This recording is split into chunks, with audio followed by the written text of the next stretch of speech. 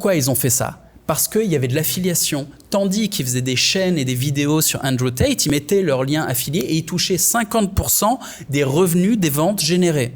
Donc en gros, pour vendre des formations, il n'y a pas besoin d'être un expert.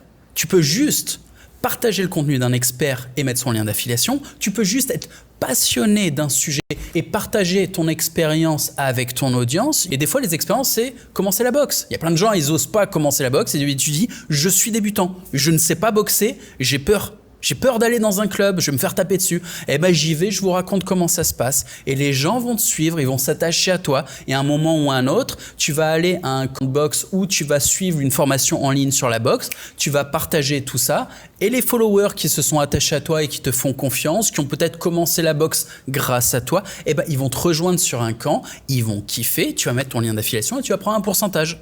Exemple numéro 2, les créateurs de divertissement. Ceux-là vendent de la relation et du divertissement. Faut comprendre un truc, quand tu es divertisseur, tu peux pas vendre quelque chose de sérieux. En fait, tu peux pas demander à ton audience de faire des efforts. Ils viennent voir ton contenu pour se relaxer. Et si tu leur dis, non les mecs, on se relaxe pas, on va faire des efforts, bah, ça les emmerde et ils vont pas te suivre.